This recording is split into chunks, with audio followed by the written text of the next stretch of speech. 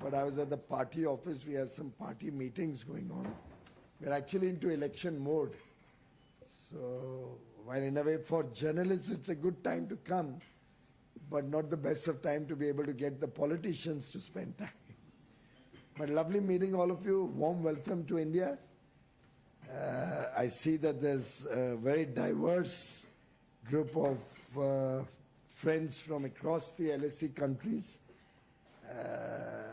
I hope this becomes a memorable and enjoyable experience. How long is this group going to be here?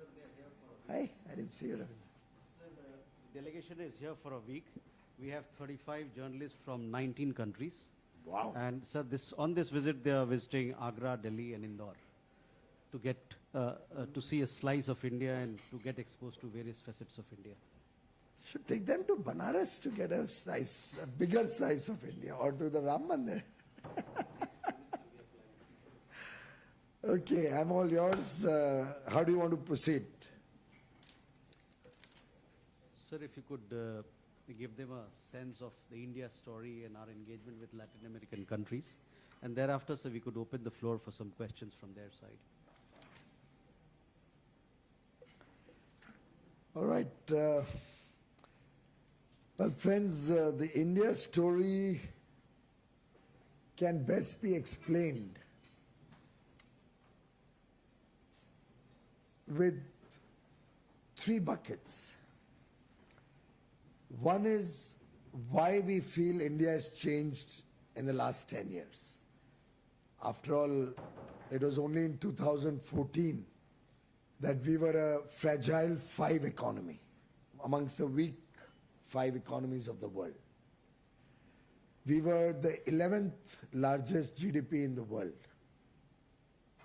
There was a sense of despondency, sense of helplessness, that this is how the country will run.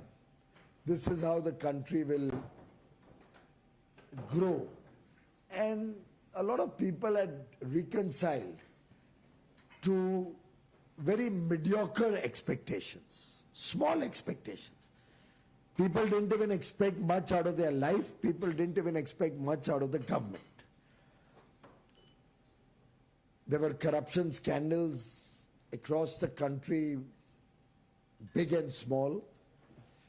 Our growth rates were vacillating but largely going down, except for a short period when it was pump primed with a lot of fiscal deficit and lasted only a couple of years, roughly around the global financial crisis, when fiscal deficits just shot through the roof and unfortunately was not managed well after that, which landed us into a long period of distress. We had a currency crisis, we had a growth crisis, we had high inflation. Fortunately, we were not going down the path as some of the Latin American countries.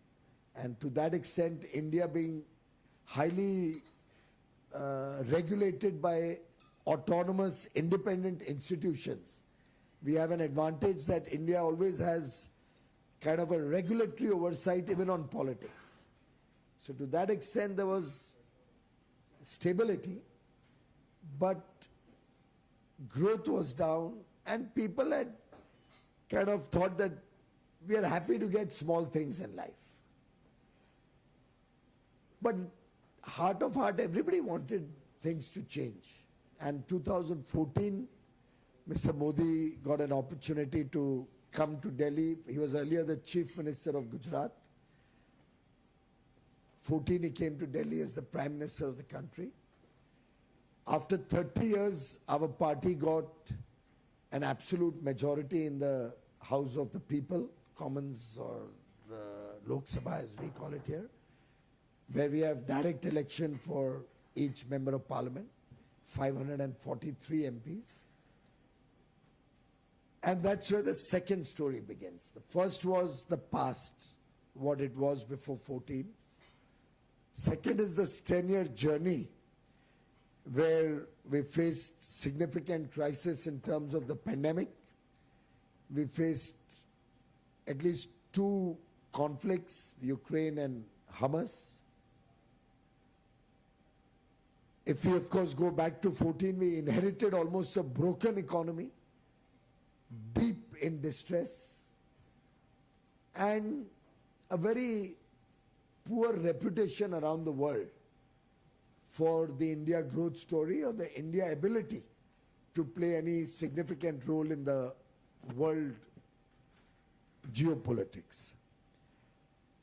Mr. Modi, over the last 10 years, has relentlessly pursued a twin track.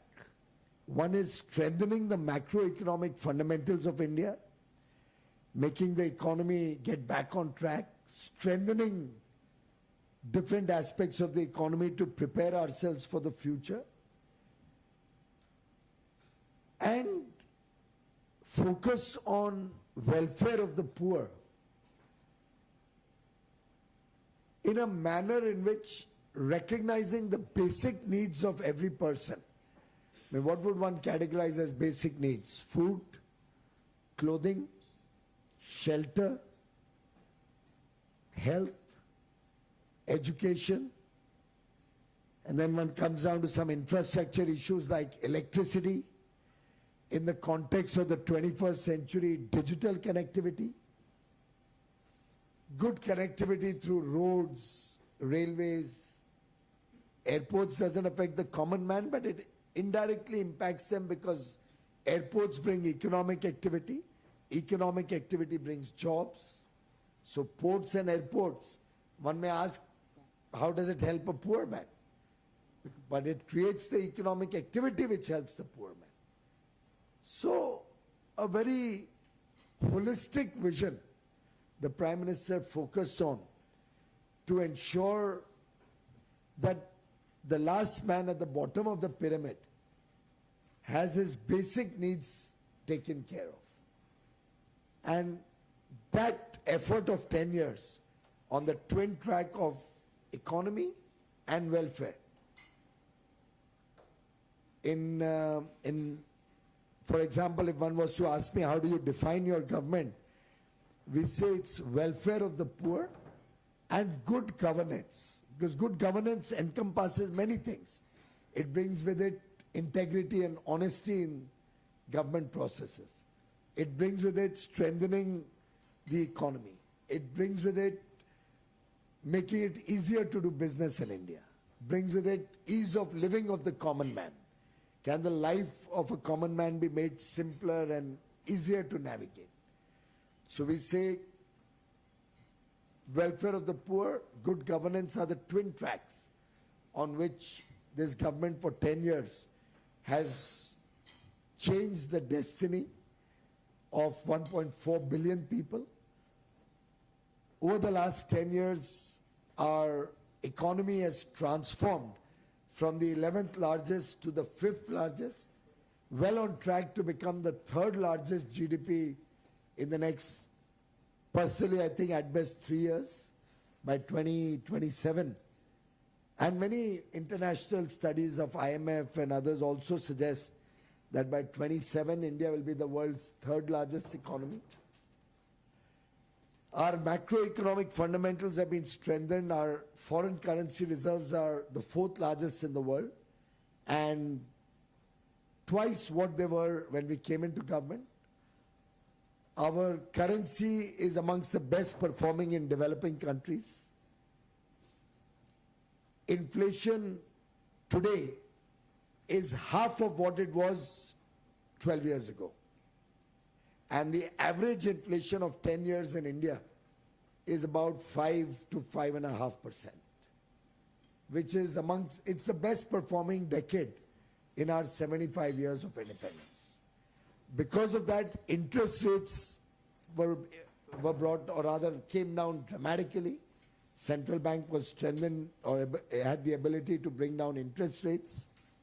Of course, in the last year and a half post the Ukraine crisis, interest rates have again gone up by 250 basis points.